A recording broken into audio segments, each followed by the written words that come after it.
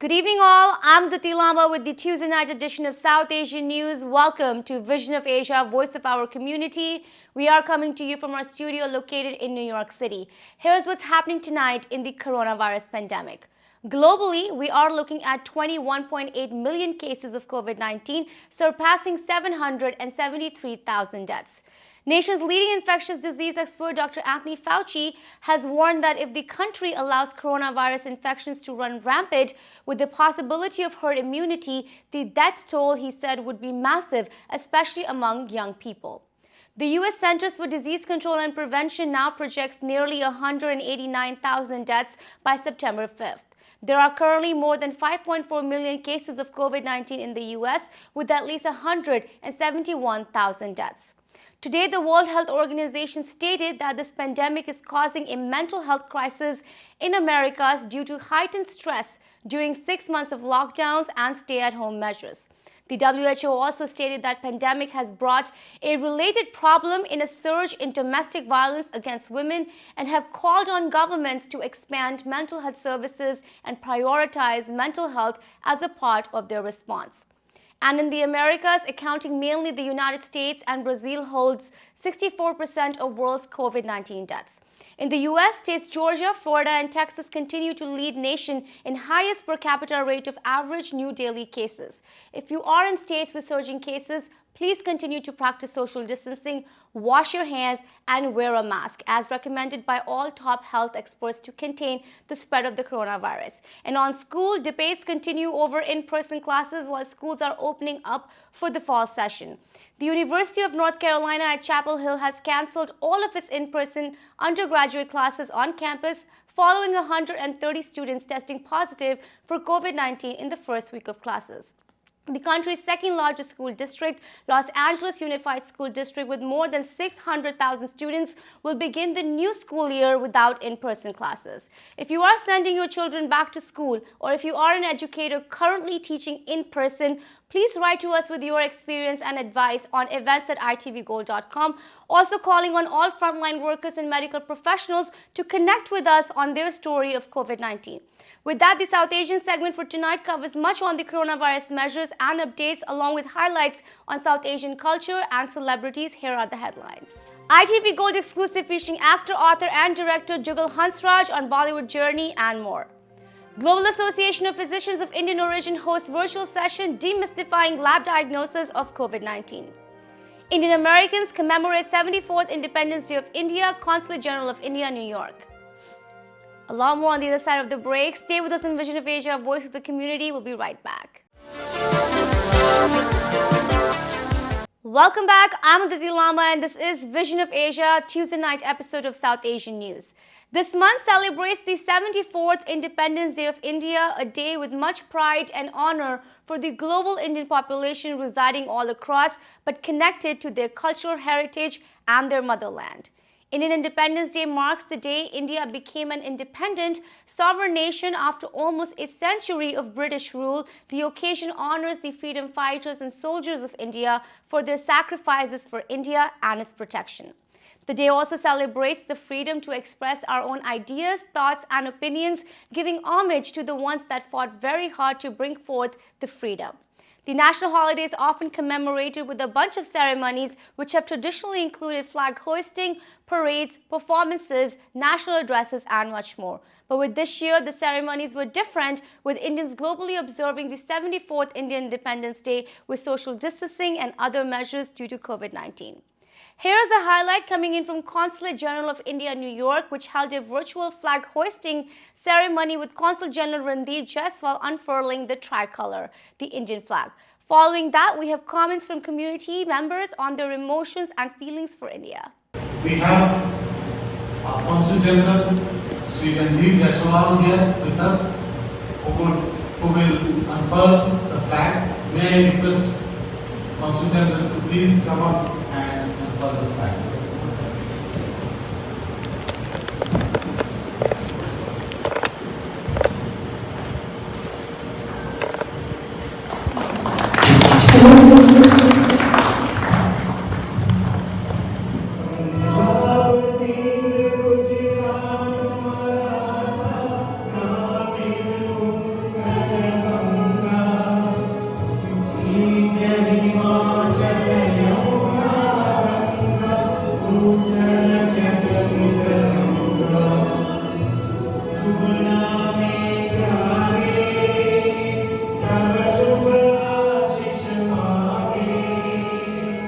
दुनिया में एक ऐसे घातक वायरस से जूझ रही है जिसने जनजीवन को भारी क्षति पहुंचाई है और इस प्रकार की गतिविधियों में बाधा उत्पन्न की।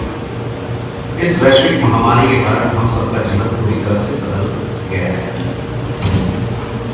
यह बहुत आश्वस्त करने वाली बात है कि इस चुनौती का सामना करने के लिए केंद्र सरकार ने पूर्वानुमान करते हुए समय रहते प्रभावी कदम उठा लिए थे। इन असाधारण प्रयासों के बल पर घनी आबादी और विविध परिस्थितियों वाले हमारे विशाल देश में इस चुनौती का सामना किया जा रहा है। राज्य सरकारों ने स्थानीय परिस्थितियों के अनुसार कार्रवाई की, जनता ने पूरा सहयोग किया। इन प्रयासों से हमने वैश्विक महामारी की विकरालता पर नियंत्रण रखने और बहुत बड़ी संख्या में लोगों के जीवन की रक्षा करने में सफलता प्राप्त की है। यह पूरे विश्व के सामने एक अनकरणीय उदाहरण है। राष्ट्र उन सभी डॉक्टरों, नर्सों तथा अन्य स्वास्थ्य कर्मियों को कारणीय है जो कोरोना वायरस के खिलाफ इस लड़ाई में अग्रिम पंक्ति में योद्धा रहे हैं। Hi, my name is Hemant Bhatt. I am the founder and chairman of Southeastern Republican Coalition, popularly known as SHARC. And thank you, Dr. Sudhir Parekh, chairman of the Parekh Worldwide Media Publications, Ilyas Qureshi ji, Raja Bhatti ji, for really giving an opportunity to say a few words at the occasion of India's Independence Day, 15th August. India has been struggling for a long time. And took the independence from the Britishers who ruled us for about 200 years. And we are now really a progressive country. We, under the Prime Ministership of Mr. Narendra Modi, India is seeing a very different world.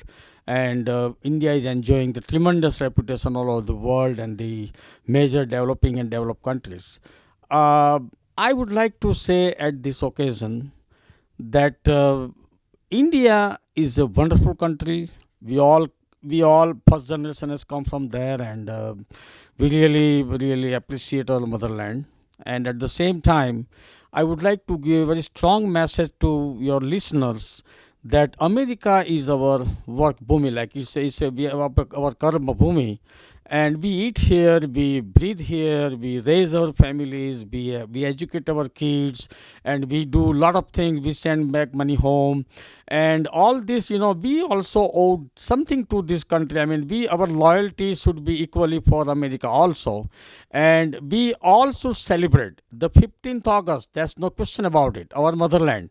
We have to keep the love of our motherland intact, and at the same time, we should not never forget to celebrate America's Independence Day, which is falling on 4th July. नमस्ते सभी ITV gold के सब दर्शकों को 74वीं स्वतंत्र दिन दिवस की शुभकामनाएं सभी को। इस दिन के शुभ अवसर पर अपन सब वो सभी वीर योद्धाओं को और फ्रीडम फाइटर्स जिन्होंने अपने बलिदान दिया, अपने त्याग दिया, तपस किया, उन सब के स्मरण करेंगे। आज एक उत्कृष्ट भारत और आत्मनिर्भर भारत की अब रचना रचे है अभी सब लोगों ने, तो उसके बारे में अपन सोचेंगे, अपन उसके लिए प्रयास करेंगे। As Indian diaspora, the words of Mark Twain will be very, very important. India has been the cradle of human race. India has been the mother of the human speech. India has been the mother of history. India has been the grandmother of tradition. That is our tradition, our rich heritage of India. I'm here to wish a very happy Independence Day. It's been 74 years. It's been a long journey for all of us. We have made extensive improvements since the time of independence. A lot of governments who have came, they did an awesome job, right from Rajendra Prasad ji, who said Jai Jawan, Jai Kisan. Even today's government, they are taking care of the farmers and the soldiers very well. We have made a significant impact to the world. We are always been called as a Vishwaguru. We are always have a dream to make our country as a Vishwaguru. We have made a significant improvements in our defense and in science and technology, as well as in the medical fields, and also the governments who have come from since 1947. They've been taking care of all our the citizens of India. Tumi vidya, tumi dharma, tumi ridhi, tumi marma, tvam hi prana sharire, bahute tumi ma bhakti, hridaye tumi ma shakti, tumari pratima gadi mandire mandire, vande mataram. On the coronavirus pandemic now, we have highlights coming in from GAPIO, the Global Association of Physicians of Indian Origin, one of the largest medical groups to bring together all physicians and doctors from the diaspora on one professional platform. It is aimed at mobilizing significant developments in healthcare globally, with this focus currently on raising much needed awareness on the coronavirus and its spread. Under GAPIO's COVID-19 Collaborative, recently a virtual session brought together conversations and an address on demystifying lab diagnosis of COVID-19. During the viral outbreak, many diagnostic firms have come up with several testing kits. The comprehensive session discussed the validity, accuracy, and precision of COVID-19 diagnostic testing, which has become an immensely important part of the daily practice amidst the crisis. Here's what leading medical professionals had to say about diagnostic testing and how we should process it. So basically the same thing. In India, we use primarily TrueNat. We don't have Gene Expert available readily in most places. Cepheid, I think, is primarily using it for the western parts of the world.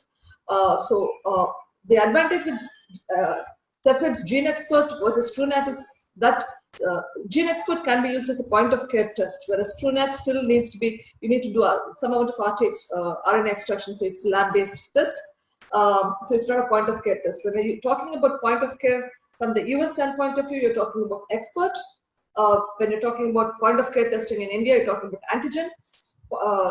CBNAT is as good as PCR, whereas antigen sensitivity is low, but the specificity is good. So if you're doing an antigen and it is positive, you rest assured it is positive. You don't have to do anything further. If it is negative, then you have to do a confirmatory test by the PCR, either a TrueNat or an RT-PCR, whichever is available in the setup at the moment. Sai and Sunita, we will have to wind up. So I think I'm going to leave it to you to just wind this up now. Thanks. Sai, take over and finish. Just one more question to Sushmita. Sushmita, the IL-6 level, people are all really hung up about what is the number. But what I recently saw was an article saying that even in regular ARDS, IL-6 shoots up much higher than what we see in Corona. So really the treatment, can we always based on IL-6, or is there something else that you want to add on that point? And then we'll close out. Yeah, so we do find a lot of patients come in, they're not that unwell, but their IL-6 would be very high. 3 things we definitely do when the patient comes in, and we suspect they are early respiratory failure or at risk of being worsening ARDS. So we send ferritin, we send CRP and a procalcitonin. Lots of patients can, especially in our part of the world, do present with mixed bacterial infection, and there the IL-6 levels are high. Along with that, if the procal is high, there we would think twice about giving them any anti-IL-6 treatment. Therefore, baseline IL-6 with a procalcitonin, ferritin, and a CRP is what we do. And then we monitor if the patient is worsening with hypoxia, if they're worsening with increased oxygen requirement, then we would, if they have baseline normal IL-6 values, we would repeat the IL-6. Along with that, we would repeat CRP as well. Perfect. Thank you so much. So I think we'll close, Anupam, as you requested. So we've run through RT-PCR CBNAT. It's from Nikhil. We talked about Ratna talking about the antigen test, the seroprevalence by Dr. Patel. We talked about serology with Ram, the newer tests with Dr. Jain, and we had a contribution from all the moderators. And I think we're still a great unknown, but we had really great input from every speaker. Thank you all. Thank you, Sunita, for hosting this with me. Anupam, over to you. Thank you. Thank you so much, Sunita. Thank you, Sai. Big thank you to everyone who stayed connected. We did hit 554 just on a number of participants just on this platform. And this, of course, goes on to multiple platforms. So we'll know by tomorrow how many we had. But it's been wonderful interacting with everyone, great learning experience. Big thank you to our faculty, to all the speakers, to all the moderators. And it's time to say bye, and we will reconnect again. Thanks ever so much. And it's time for this short break on Vision of Asia, Voice of the Community. We'll be back shortly. And welcome back. This is Vision of Asia, the South Asian news segment, and I am Aditi Lamba. We have now a segment of our exclusive conversation featuring actor, director, producer, and author Mr. Jugal Hansraj. A name known to everyone through incredible movies such as Masoom, Aag Gale Lag Ja, and Mohabbatein, Jugal Hansraj is one of India's cinema's finest actors, known for his versatility, screen presence, and his passion towards performance arts and his reach globally. National award-winning director for India's first animated feature Roadside Romeo, the humble actor spoke about his entire journey with us, from being a child actor to one of the leading faces of Indian movies, and continuing the commitment to arts through direction as well as writing with his first novel for children titled Cross Connection. Jugal Hansraj will be featuring in an upcoming virtual event with the Indian Consulate, New York, and the Culture Tree on August 28th at 4 p.m. highlighting his children's novel and acting tips. Here's a segment of our interview with Jugal Hansraj. You are known as one of the greatest child actor in the Indian cinema industry. What was your earliest memory of having a great moment on screen? Some of your most cherished moments, what would you say? There are too many actually to recount, but I started as a child way back in 1974. A week before my second birthday. That's when I started doing commercials for print with the still camera, and I had my face on banners and posters all over the city. And then by around age 5, I started being in the TV commercials, film commercials. So it's been a long journey and many happy moments. But I think the one that stands out the most is Masoom. Not only because of the way it turned out into such a great film, but also the experience itself. Working with Shekhar, Nasir ji, Shabana ji, Gulzar Saab, R.D. Burman, and it was just great. It was like one long vacation, and we all had a great time, and it turned out great. Do you remember what you were feeling during that time period? I guess as a child actor, did you realize what a massive impact your acting was making in the industry at that point? Not at all. I was too young. I didn't even at that time appreciate that I'm working with such greats as Nasir ji, Shabana ji, Shekhar Kapoor, and all the names I mentioned. Yeah. For me, they were just like these friendly elder people making a movie, and I was pampered. I was also quite naughty, so I'm quite surprised and happy that they still talk to me. I think I troubled them quite a bit. I'm sure Shekhar Kapoor and the producer have a lot of gray hairs or lost hairs on my account. But I had no idea what I was a part of. I was just following instructions. And today, everywhere I go, and whatever I've done in my life so far, it's always that I'm the Masoom kid. And people stop me, and they may talk about other movies, but they always say, that movie way back, that's the one we love the most. So Mr. Jugal, how were your parents during those early time period? I'm sure their role must have been so important in making sure that you stayed humble and grounded during that process. very important, actually. Nobody in my family is from the film industry, not even close. So for them, for everybody, just not me, for my parents, for my brother, for my friends, it was a very new thing to have this fame thrust upon me at a very young age. And it's completely thanks to them. My parents, my elder brother, who's still very strict with me. I'm still scared of him. And my school, Campion School in Mumbai. It was they were very particular about discipline. And if ever I may have stepped out of line a little bit, they made sure they brought me back right away. Yeah.